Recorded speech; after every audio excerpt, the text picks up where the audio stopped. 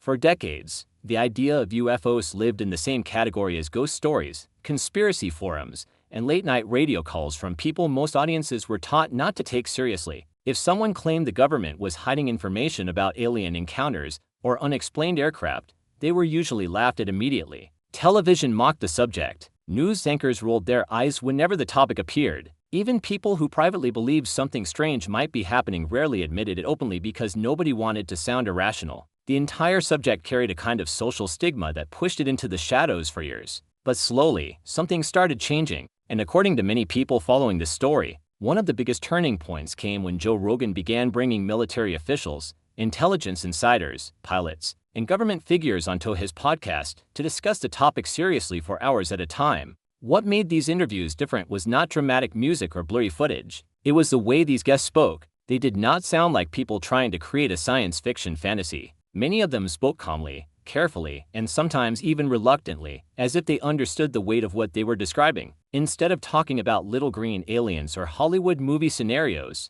they described objects behaving in ways that completely violated the known limits of human technology. According to these witnesses, the crafts they encountered were capable of stopping instantly in midair, changing direction without slowing down, and accelerating at speeds no conventional aircraft should survive. Some described objects dropping from extreme altitudes down to sea level within seconds without creating sonic booms or visible propulsion systems. Others claimed these crafts could hover silently for long periods before disappearing faster than radar systems could properly track them. One moment in particular immediately grabbed public attention when a guest described how impossible these movements truly were. He explained that the turns alone would kill any human pilot inside the craft. According to him, the sudden directional changes would crush the human body instantly. He used an image people could not forget, saying a normal person inside would be turned into a ketchup packet.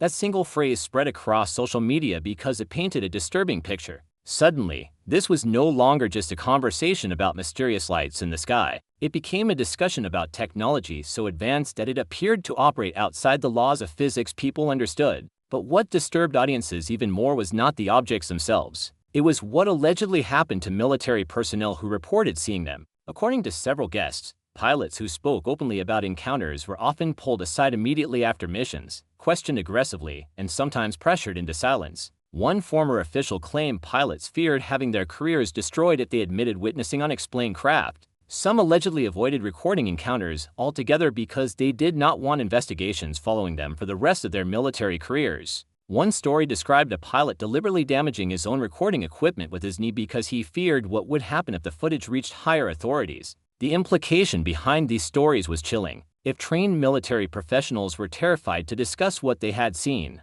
then maybe the government knew far more than it admitted publicly. As more interviews continued appearing online, the conversation surrounding UFOs slowly transformed. The topic no longer belonged only to internet conspiracy communities. It was now being discussed by senators, military veterans, intelligence agents, and elected officials sitting in Congress.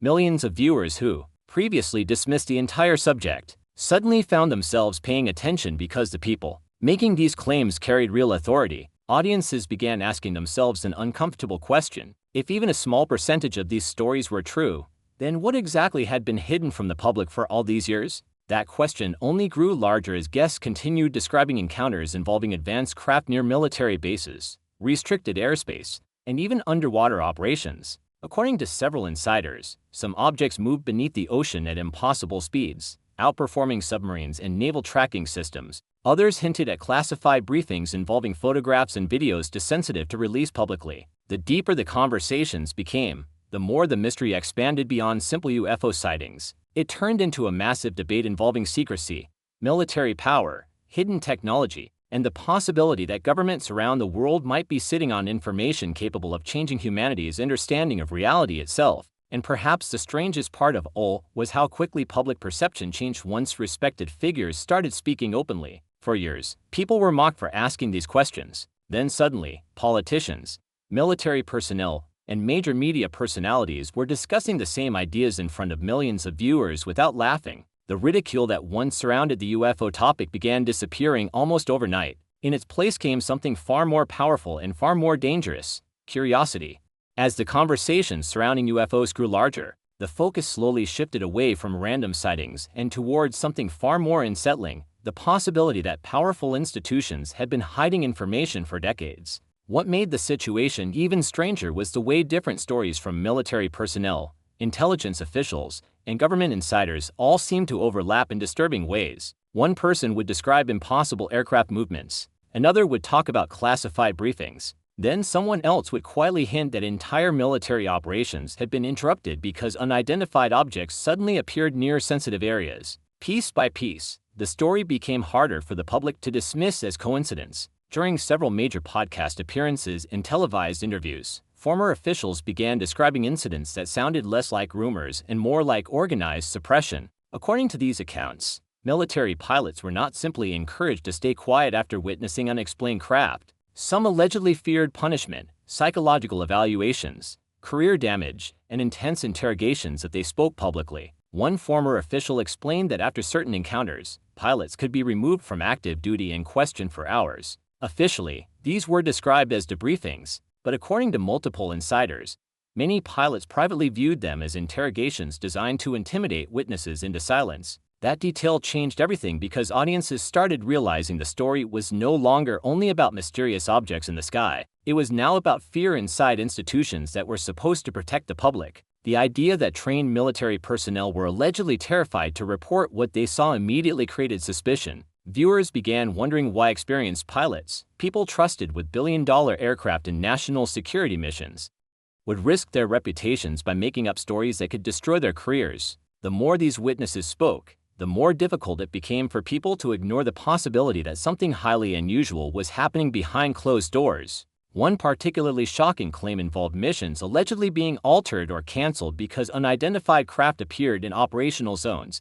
According to insiders, some objects seemed capable of entering restricted military airspace without resistance, hovering near training exercises, and disappearing before interception was possible. These were not isolated rumors shared anonymously online. The people discussing them included congressmen, intelligence figures, and military veterans speaking publicly on major platforms watched by millions. That level of exposure gave the topic a legitimacy it had never possessed before, but then the story became even darker. Discussions began shifting toward the idea that powerful defense contractors and intelligence groups might possess knowledge hidden even from elected officials. Some guests hinted at deeply classified programs involving recovered materials, advanced propulsion systems, and secret technological research operating outside normal government oversight. According to several claims, certain private corporations allegedly held access to information buried so deeply within classified structures that even members of Congress struggled to obtain answers. The implication was terrifying. If true,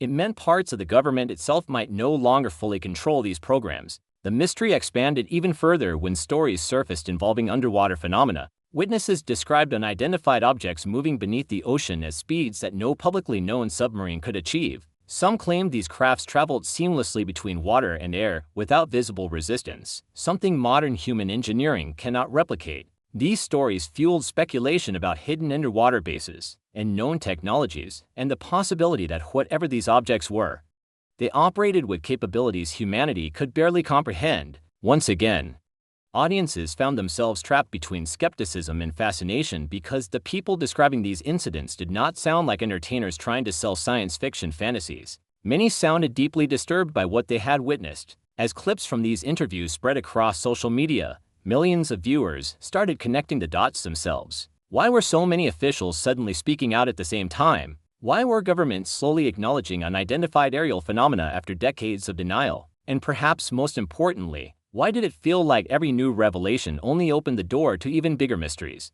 Instead of calming public fears, official statements often made the situation more confusing. Authorities admitted objects existed but claimed they did not know what they were. Military footage was released, but no clear explanations followed. Intelligence officials confirmed investigations were happening, yet major questions remained unanswered. The uncertainty itself became one of the strongest drivers of public obsession. Human beings fear what they cannot explain, and the idea that unknown craft might be operating freely around military installations terrified many people. Some viewers became convinced governments were slowly preparing society for a larger disclosure. Others believed the entire UFO discussion was being used as a distraction from political scandals and global tensions. But regardless of what people believed, one thing became impossible to deny: the subject had escaped the fringe corners of the internet and entered mainstream political and national security discussions in a way never seen before, and with every new interview, every leaked document, and every unexplained video, the same unsettling question kept returning stronger than ever.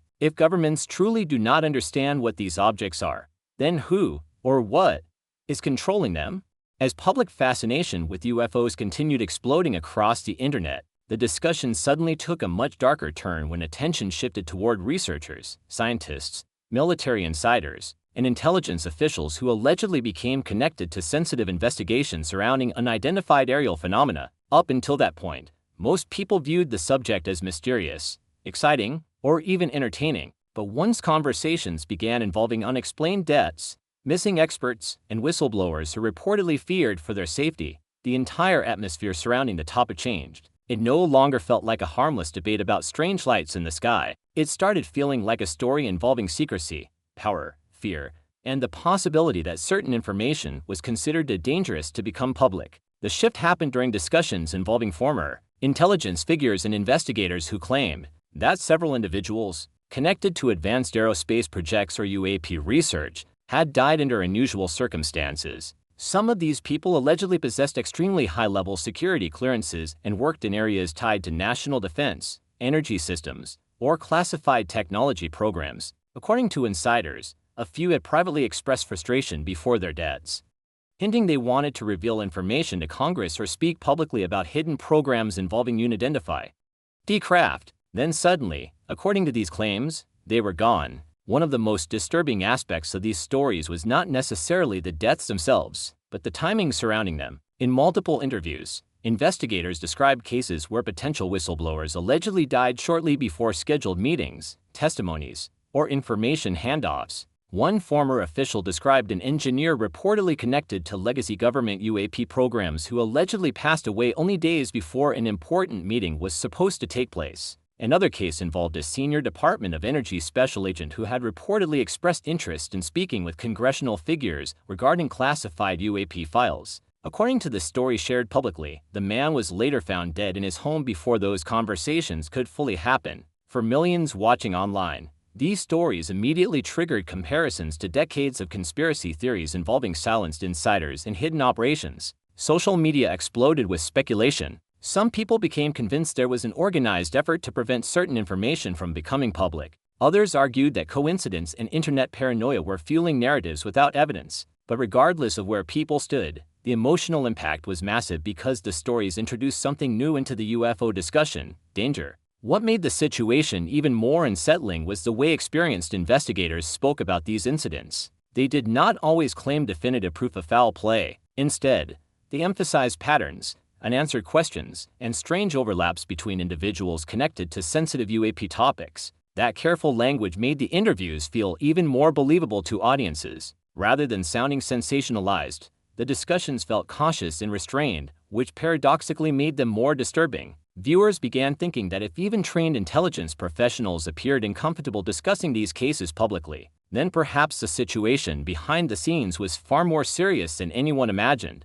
The mystery deepened further as comparisons were made to historical government secrecy programs, like the Manhattan Project during World War II.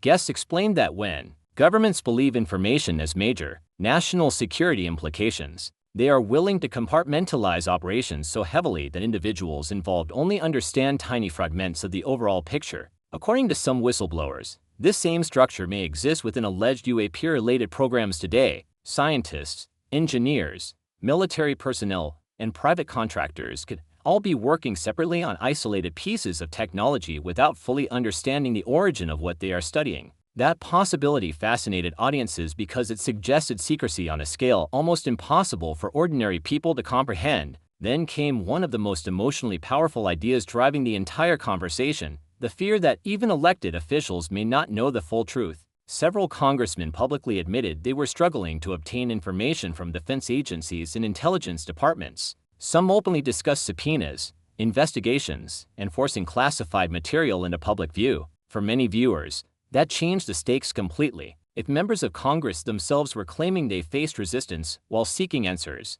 then perhaps the secrecy surrounding the phenomenon was larger than traditional government politics. Some people began believing hidden networks inside defense systems and private contractors possessed technologies and information beyond public oversight entirely. As these theories spread online, public distrust intensified. Every new interview seemed to raise more questions than answers. Why were so many whistleblowers suddenly appearing? Why were intelligence officials openly discussing an identified craft after decades of silence? Why did certain stories involving advanced technology, military encounters, and unexplained deaths appear connected? And perhaps most importantly, if governments truly possessed evidence of technology capable of outperforming the world's most advanced weapon systems, how long had they known about it? The emotional tension surrounding the topic reached another level when discussions shifted toward humanity's place in the universe itself. Some theorists argued the real fear was not aliens or spacecraft, but the possibility that humanity fundamentally misunderstood reality. According to this line of thinking, governments may have spent decades hiding information not because of panic about invasion, but because the truth itself could completely alter civilization's understanding of science, religion, technology, and human existence. Even without proof, that possibility alone terrified and fascinated millions of people simultaneously. What made the situation so addictive for audiences was the constant uncertainty. Every guest seemed to provide another fragment of a much larger puzzle, but nobody could fully explain the picture. One person described impossible aircraft maneuvers, another hinted at secret retrieval programs, another discussed whistleblower intimidation, another talked about unexplained deaths. The story kept expanding in every direction at once, creating the feeling that viewers were watching the edges of an enormous hidden reality slowly beginning to crack open. And perhaps the most disturbing part of all was this. Even the people closest to the mystery often admitted they still did not know the full truth. Intelligence officials claimed the objects existed but could not identify them. Military personnel admitted encounters occurred but lacked explanations. Congress demanded answers but struggled to obtain files. Whistleblowers spoke out but feared consequences. Everywhere people looked, the same pattern appeared again and again: fragments of information, hints of secrecy, and an overwhelming sense that something enormous might be hidden just beneath the surface of public knowledge. By that point, the UFO discussion had evolved far beyond aliens. It had become a story about control, secrecy, hidden power structures, fear, technology, manipulation, and humanity's desperate need to understand whether it is truly alone. And the deeper the conversation went, the more millions of people around the world started asking themselves a chilling question that refused to disappear: if this much secrecy exists around the topic already, then what could still be hidden from the public entirely?